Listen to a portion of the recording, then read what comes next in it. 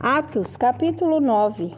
E Saulo, respirando ainda ameaças e mortes contra os discípulos do Senhor, dirigiu-se ao sumo sacerdote e pediu-lhe cartas para Damasco para as sinagogas, a fim de que, se encontrasse alguns daquela seita, quer homens, quer mulheres, os conduzisse presos a Jerusalém.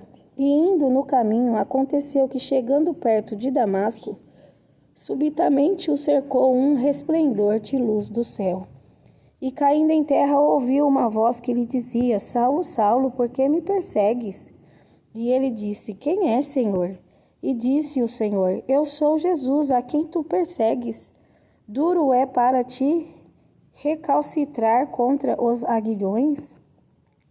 E ele, tremendo e atônito, disse: Senhor, que queres que faça?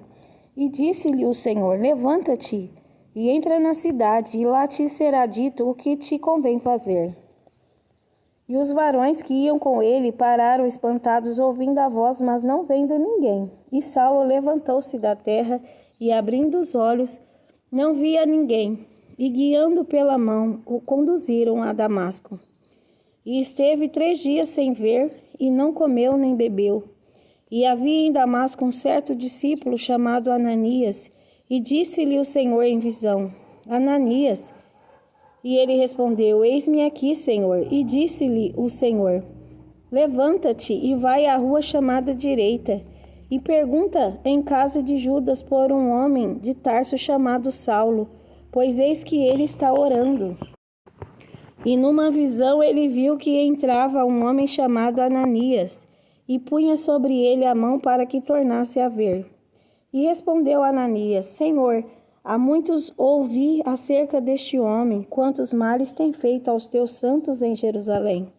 E aqui tem poder dos principais dos sacerdotes para prender a todos os que invocam o teu nome. Disse-lhe, porém, o Senhor: Vai, porque este é para mim um vaso escolhido, para levar o meu nome diante dos gentios e dos reis e dos filhos de Israel. E eu lhe mostrarei quanto deve padecer pelo meu nome.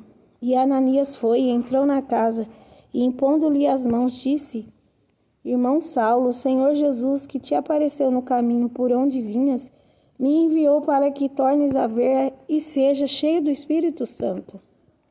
E logo lhe caíram dos olhos como que umas escamas, e recuperou a vista, e levantando-se foi batizado. E tendo comido, ficou confortado. E esteve Saulo alguns dias com os discípulos que estavam em Damasco. E logo nas sinagogas pregava a Jesus que este era o Filho de Deus. E todos os que ouviam estavam atônitos e diziam: Não é este o que em Jerusalém perseguia os que invocavam este nome, e para isso veio aqui, para os levar presos aos principais dos sacerdotes? Saulo, porém, se esforçava muito mais e confundia os judeus que habitavam em Damasco, provando que aquele era o Cristo. E tendo passado muitos dias, os judeus tomaram conselho entre si para o matar. Mas as suas ciladas vieram ao conhecimento de Saulo, e como eles guardavam as portas, tanto de dia como de noite, para poderem tirar-lhe a vida, tomando de noite, os discípulos o desceram dentro de um cesto pelo muro. E quando Saulo chegou a Jerusalém, procurava juntar-se aos discípulos, mas todos o temiam, não crendo que fosse discípulo.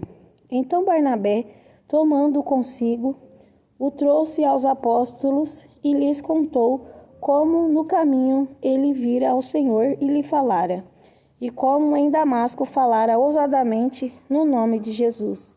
E andava com eles em Jerusalém, entrando e saindo, e falava ousadamente no nome de Jesus. Falava e disputava também contra os gregos, mas eles procuravam matá-lo.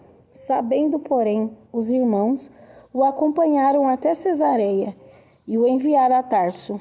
Assim, pois, as igrejas em toda a Judeia e Galiléia e Samaria tinham paz, e eram edificadas e se multiplicavam, andando no temor do Senhor e consolação do Espírito Santo. E aconteceu que, passando Pedro por toda a parte, veio também aos santos que habitavam em Lida, e achou ali certo homem chamado Enéas, jazendo numa cama havia 8 anos, o qual era paralítico. E disse-lhe Pedro: Enéas, Jesus Cristo te dá saúde, levanta-te e faze a tua cama. E logo se levantou. E viram-no todos os que habitavam em Lida e Sarona, os quais se converteram ao Senhor. E havia em Jope uma discípula chamada Tabita, que traduzido se diz Dorcas. Esta estava cheia de boas obras e esmolas que fazia. E aconteceu naqueles dias que, enfermando ela, morreu, e tendo-a lavado, a depositaram num quarto alto. E como Lida era perto de Jope, ouvindo os discípulos que Pedro estava ali, lhe mandaram 2 varões, rogando-lhe que não se demorasse em vir ter com eles. E levantando-se Pedro foi com eles, e quando chegou, o levaram ao quarto alto, e todas as viúvas o rodearam, chorando e mostrando as túnicas e vestidos que Dorcas fizera quando estava com elas. Mas Pedro, fazendo-a sair a todas, pôs-se de joelho e orou, e voltando-se para o corpo, disse: Tabita, levanta-te. E ela abriu os olhos, e vendo a Pedro, assentou-se. E ele, dando-lhe a mão, a levantou, e chamando os santos e as viúvas, apresentou-lhe-a viva. E foi isto notório por toda a Jope, e muitos creram no Senhor. E ficou muitos dias em Jope com um certo Simão curtidor.